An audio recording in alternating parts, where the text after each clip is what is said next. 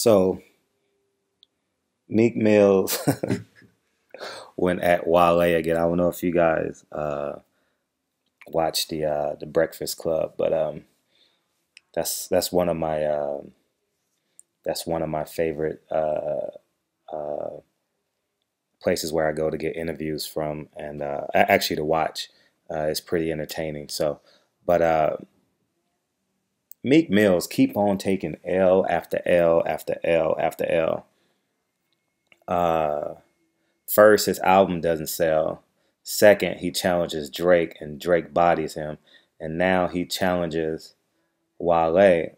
If you guys had a chance to listen to the interview, he did nothing wrong. I mean, he just was speaking the truth, and more so, he was speaking the truth with kind of like an olive branch approach. He wasn't going after him saying that he was terrible, it was all his fault, but he was just speaking his truth, and I thought he said it in a way that was uh, that could have benefited Meek Mill as best as possible. But I just want to speak on Meek Mill. I just want to say, man, I used to love Meek Mill, but I don't like men who, well, I shouldn't say I don't like men, but based off his persona, he does he creates too many actions off emotions.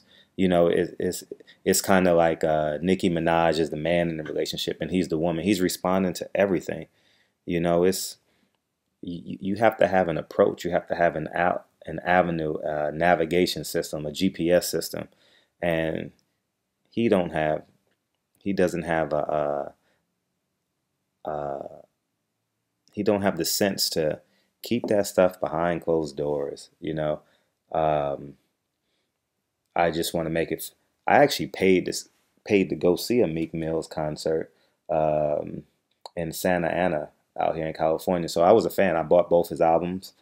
Um, but he has one of the greatest intros on his first album that, man, probably top five in hip hop history, guaranteed. No matter who the critics are, that intro to his first album was unbelievable. It's still on my workout iPod, but uh, it's I don't know. Does he take on his girlfriend's persona? Does he think he's the king or the queen? Maybe he thinks he's the queen of hip hop now. You know, he's just that could have been squashed with a simple phone call calling Rick Ross, but he's proven Drake's line to be true. Twitter fingers.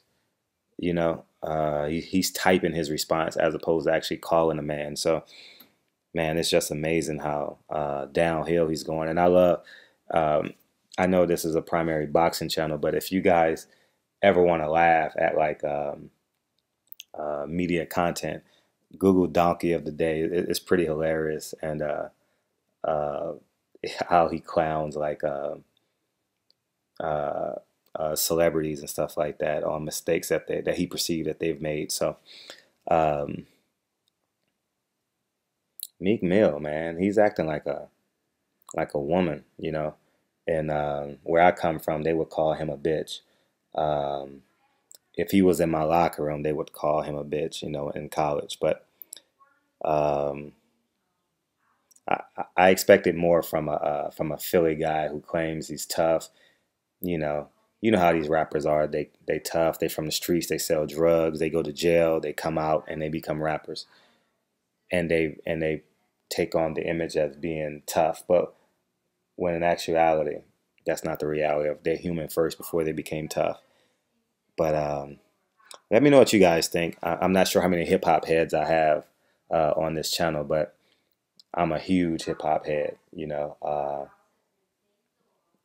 And this is actually the first generation. I'm 38. This is actually the first generation that hip hop will be old. You know what I mean? Like, meaning that you have middle aged to older men celebrating hip hop that are absolutely in love with hip hop. You know, it's funny to see like to see Snoop still putting out albums and stuff like that. But or it's funny to see.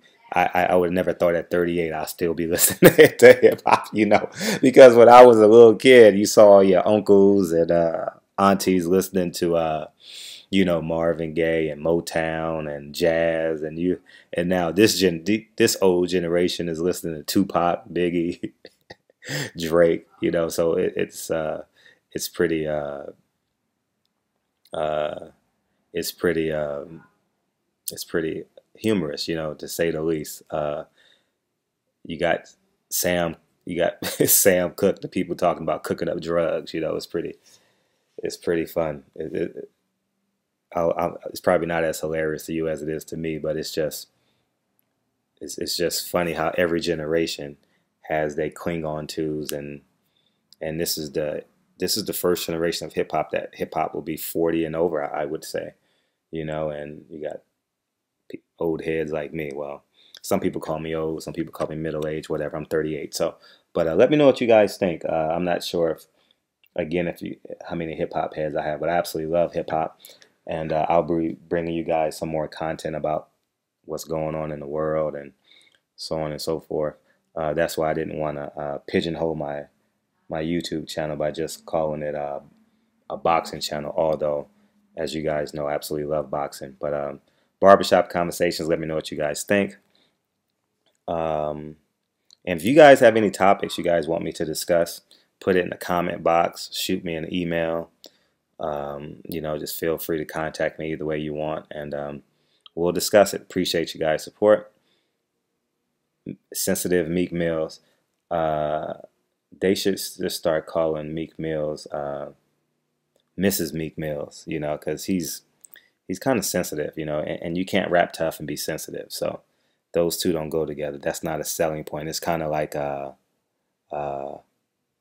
Floyd Mayweather actually being broke and selling a multi-million-dollar lifestyle, kind of like MC Hammer, going broke. Those two don't go together, or Evander Holyfield, but barbershop conversations. Let me know what you guys think. Appreciate you guys' support. Peace.